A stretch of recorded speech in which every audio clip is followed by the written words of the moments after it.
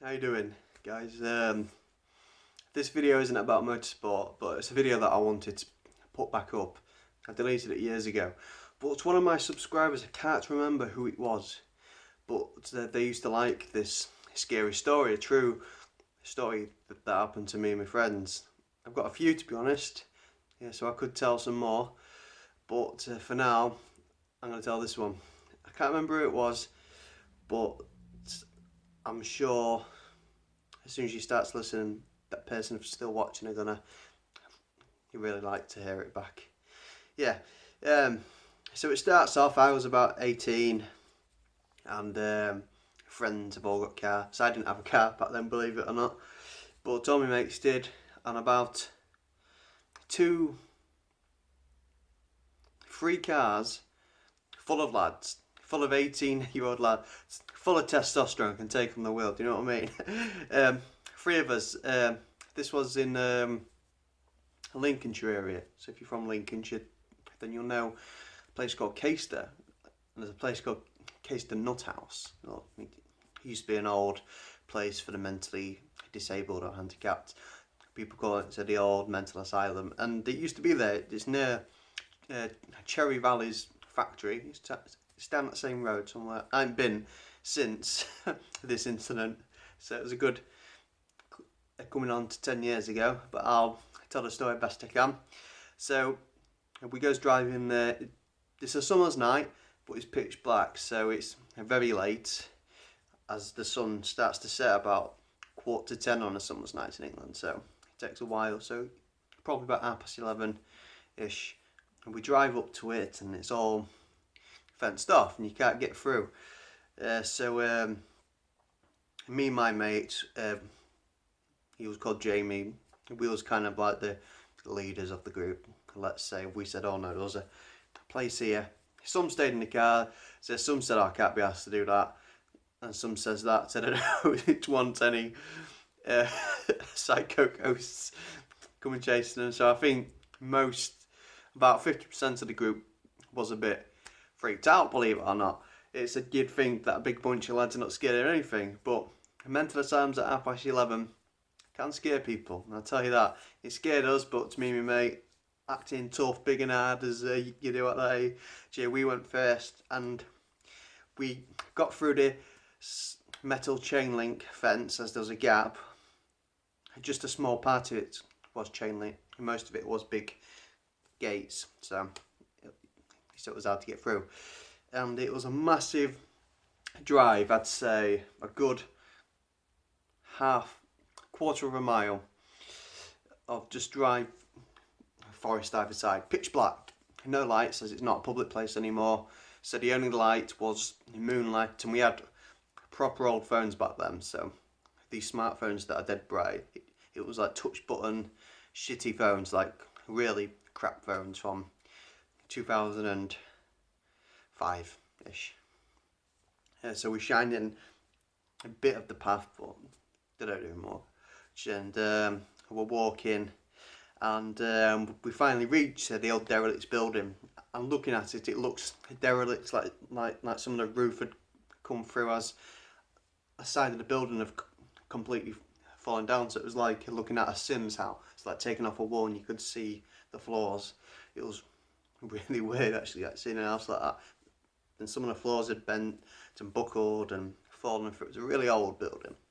And at first we went around the right hand side into this room, let's say, but to this was another area that the wall had been fallen down, so we could just walk straight into this old room.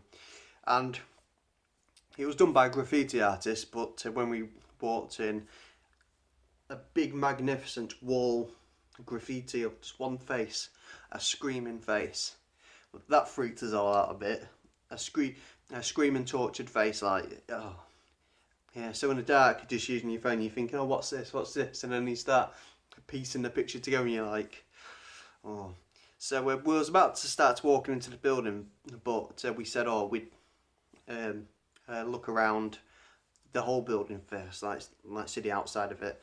So we did, and as usual, Jamie went first, and I was walking, I'd say a good 20 metres ahead of all the rest. So the rest were back there talking or looking at the painting still. So we was about halfway through the building.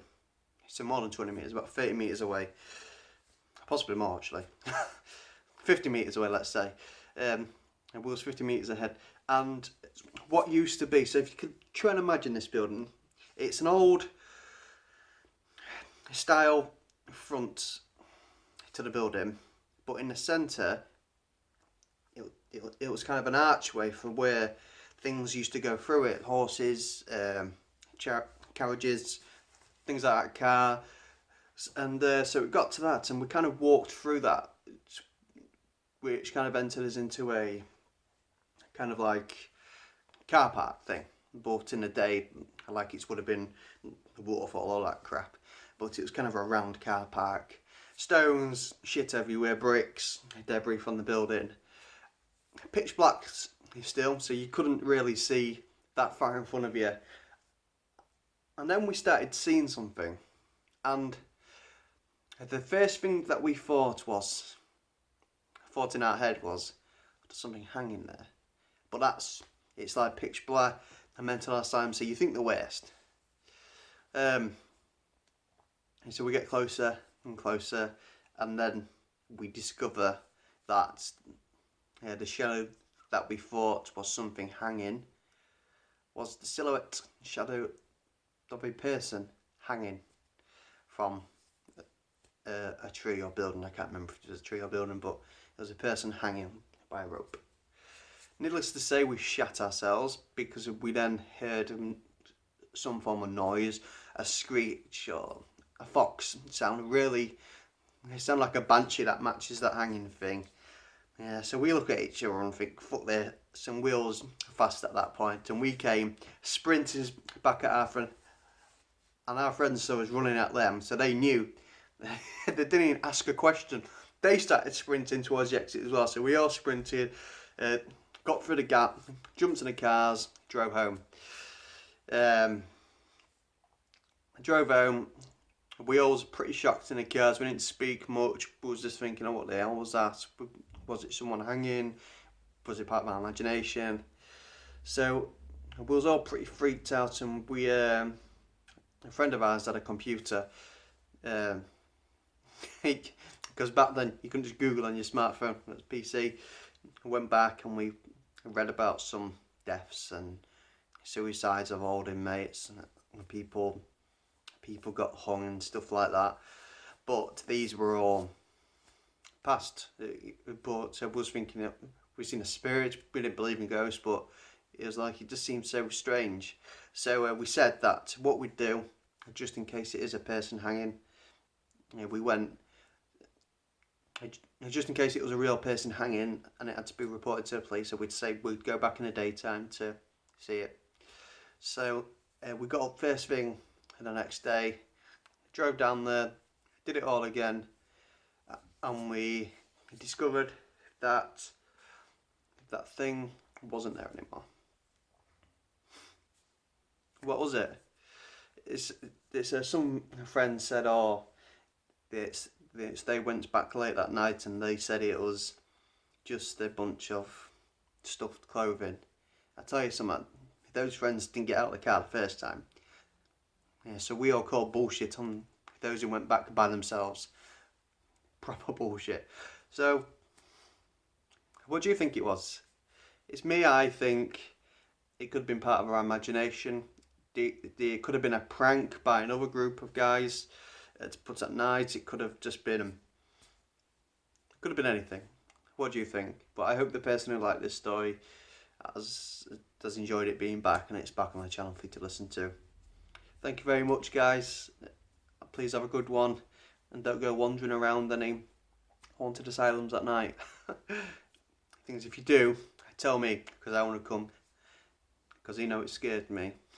Best times of your life then. Thank you very much. Bye.